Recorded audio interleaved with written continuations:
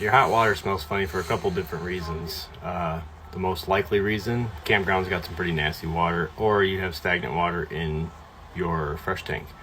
If your fresh tank hasn't been sanitized in a long time, that's a pretty good possibility. The water heater itself could also have some nasty buildup in it. I recommend doing a simple flush every single time you use your water heater or you guys are wrapping the camper up. Just drain it and then turn the water back on so water flows through it and comes out the drain. Kind of get some of the nasty stuff out of the bottom. It's not the best way to flush it, but if you do it on a consistent basis, it does help.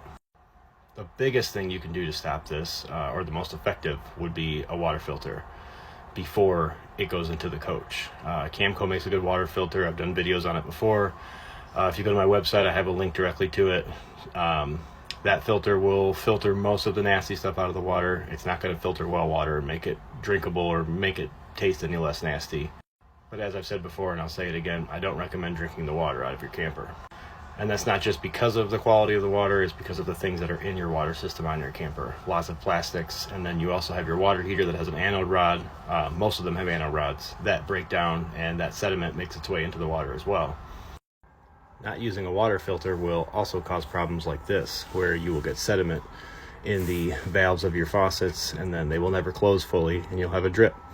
One of the most common things I see happening is that sediment clogs these screens on the faucets, and the faucet will completely stop working. It will block that screen completely up.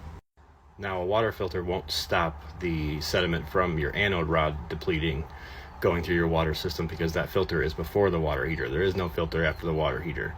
Installing a filter after the water heater would be beneficial to stop those issues.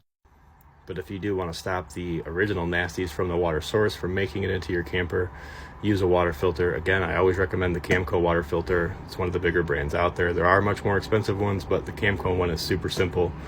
You can get it from your local RV dealership, or I've made it easy. I have the link to Amazon on my website in my bio.